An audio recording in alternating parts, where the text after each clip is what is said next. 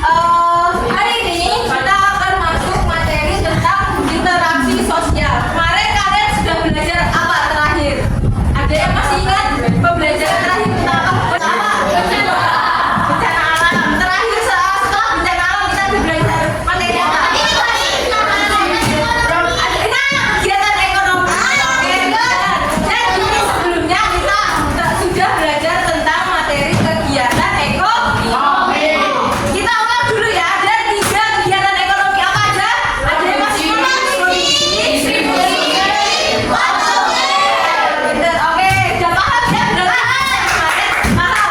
Kalau kita lanjut ke materi berikutnya yaitu tentang interaksi sosial. Di sini interaksi sosial kalian belajar bergaul dan bekerja sama. Sebelum masuk materi, Ibu mau tanya, sudahkah hari ini kalian menyapa teman sebangku kalian dan sekarang Ibu minta kalian menceritakan ke teman sebangku kalian hari ini kalian telah ngapain aja. Kegiatan kalian dari pagi sampai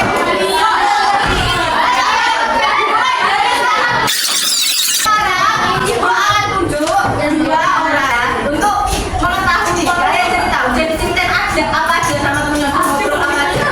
Ibu tunjuk ini Stefano sama Gio. Oke, jadi tadi aku ceritain Stefano tentang apa rutinitas dia sebelum berangkat sekolah, pulang sekolah, terus asal dari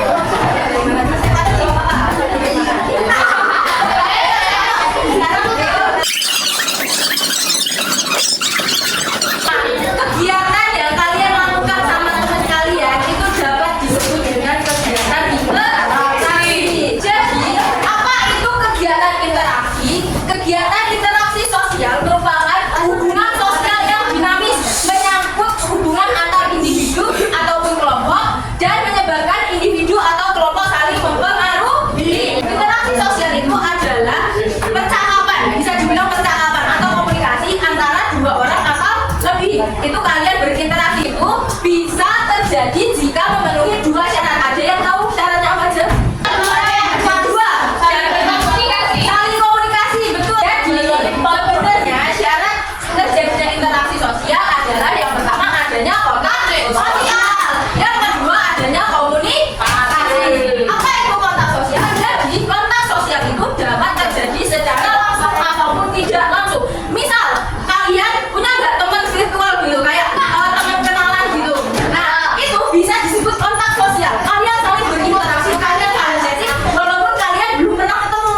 Kenapa? Karena terjadi percakapan atau komunikasi. Apa itu komunikasi? Jadi komunikasi adalah menerima pesan atau menyampaikan pesan. Nah komunikasi ini menjadi 2 yaitu verbal dan non verbal. Kalau verbal itu pakai lisan nih. Kayak ibu ngomong ke kalian semua. Ini ibu berkomunikasi dan bercakap sama kalian semua nggak? Ya. Kemudian kalau kalian ngomong ke teman sebangku kalian itu kalian berkomunikasi atau enggak? Ya. Secara lisan nggak? Ya. Kemudian kalau yang nggak bisa gimana? Atau non verbal? Non verbal itu biasanya pakai bahasa isyarat atau gerakan tubuh. Nah selanjutnya itu ada bentuk-bentuk interaksi sosial. Jadi bentuk-bentuk interaksi sosial secara umum dibedakan menjadi 2 yaitu asosiatif dan disosiatif. Kalau asosiatif itu adalah interaksi sosial yang mengarah pada persatuan, sedangkan disosiatif itu mengarah pada perpecahan. Ini adalah interaksi sosial asosiatif. Interaksi sosial asosiatif itu tadi apa? Persatuan, mengarah pada persatuan. Nah, ini ada interaksi sosial asosiatif dibagi lagi menjadi 3 macam atau 3 jenis. Yang pertama ada kerjasama. Jadi kerjasama adalah suatu usaha atau upaya yang dilakukan oleh beberapa orang untuk mencapai tujuan bersama. Contohnya ada gotong royong dan diskusi. Nah, kemudian ada jenis yang kedua yaitu akomodasi. Akomodasi adalah upaya untuk meredakan atau menyelesaikan pertentangan atau suatu permasalahan yang terjadi. Tujuannya adalah untuk mencapai keseimbangan dan pembesarnya suatu pertentangan. Akulturasi. Jadi akulturasi itu adalah berpadunya 2 kebudayaan yang berbeda menjadi satu, kemudian membentuk budaya yang baru tapi tidak menghilangkan budaya aslinya. Contohnya Masjid Agung Imam. Sampai sini ada yang mau bertanya? Mas, udah dapat dipahami?